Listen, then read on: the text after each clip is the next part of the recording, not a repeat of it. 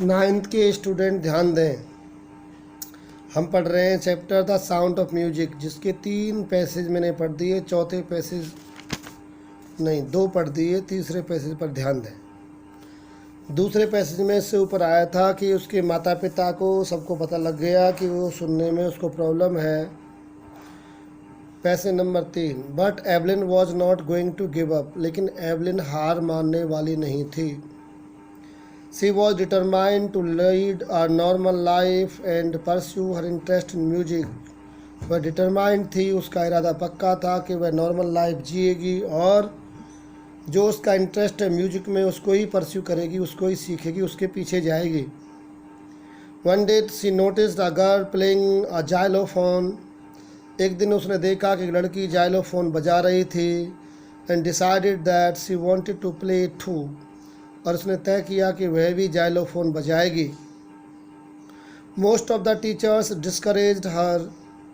ज़्यादातर अध्यापकों ने उसे हतोत्साहित किया, डिस्करेज किया, मना किया। बट लेकिन परक्यूशनिस्ट तबला वादक, नाम है रॉन फॉरवीज, स्पॉटेड हर पोटेंशियल, उसकी प्रतिभा को पहचान लिया। स्पॉटेड माने देख लिया, पोटेंशियल का मतलब होता है इनर पावर, आंतरिक क्षमता। He began by tuning 2 large drums to different notes. उसने शुरुआत की, उसके पास जो 2 ड्रम थे रॉन फॉरवीज के पास, उसने उन 2 ड्रमों को, 2 तबलों को अलग अलग लेवल पर ट्यून कर लिया, अलग अलग नोट पर, अलग अलग सुर और ताल पर फिक्स कर दिया, ट्यून कर दिया। और फिर उसके बाद कहा, don't listen through your ears, अपने कानों से मत सुनो।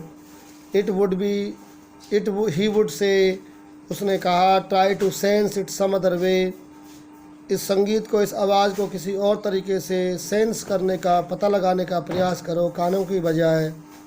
सेज एवलिन कहती है, सडनली आई रियलाइज्ड, तभी अचानक मुझको रियलाइज हुआ, पता लगा, समझ में आया।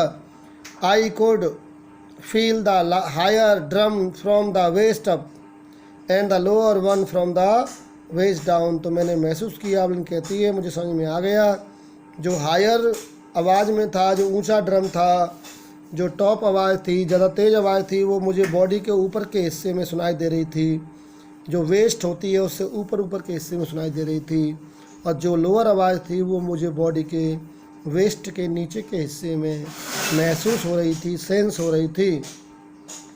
फॉरवीज रिपीटेड द एक्सरसाइज, फॉरवीज ने उस एक्सरसाइज को बार बार किया। एंड सून एवलिन डिस्कवर्ड, जल्दी ही एवलिन को समझ में आ गया that she could sense certain notes in different parts of her body, कि वह संगीत की धुनों को अपनी बॉडी के डिफरेंट पार्ट्स में सेंस कर सकती है, समझ सकती है। I had learned to open my mind and body to sounds and vibrations, मैंने सीख लिया था कि अपने माइंड को कैसे ओपन किया जाए, अपनी बॉडी को कैसे ओपन किया जाए, और अपनी बॉडी और माइंड में कैसे ग्रहण किया जाए साउंड और विब्रेशंस को, आवाज़ों को और कंपन को। The rest was sheer determination and hard work, और बचा कुचा काम उसकी डिटर्मिनेशन ने कर दिया, उसकी दृढ़ शक्ति ने कर दिया, और उसके हार्ड वर्क ने कर दिया।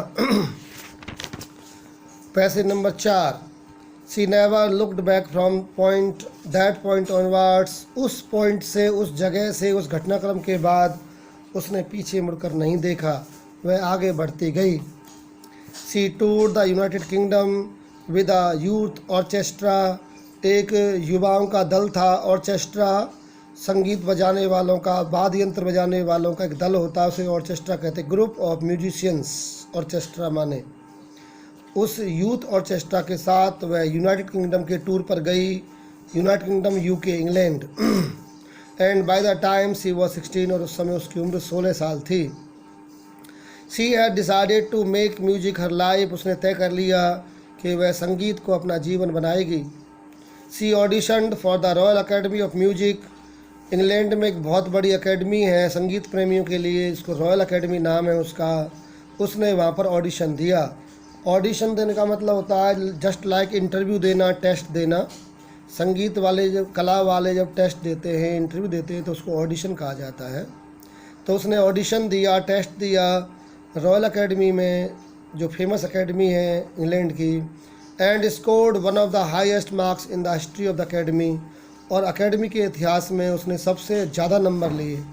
यानी ऑडिशन देने वालों ने कभी भी किसी बंदे ने इतने अंक, इतने अच्छे नंबर प्राप्त नहीं किए थे जैसे कि एवलिन ने प्राप्त किए।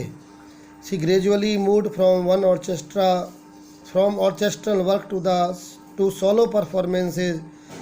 वह ग्रेजुअली माने धीरे धीरे शिफ्ट हो गई, मूव हो गई ऑर्केस्ट्रा के वर्क से, यानी जो इकट्ठे प्रोग्राम देते हैं उनसे लेकर सोलो परफॉर्मेंस